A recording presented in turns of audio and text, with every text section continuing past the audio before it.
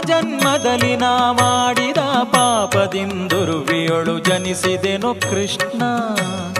ಪೂರ್ವ ಜನ್ಮದಲ್ಲಿ ನಾ ಮಾಡಿದ ಪಾಪದಿಂದುರುವಿಯೊಳು ಜನಿಸಿದೆನು ಕೃಷ್ಣ. ಕಾರುಣ್ಯ ನಿಧಿಯನ್ನ ಕಾಯಬೇಕಯ್ಯ ಹರಿವಾರಿ ಜನಾಭ ಶ್ರೀಕೃಷ್ಣ.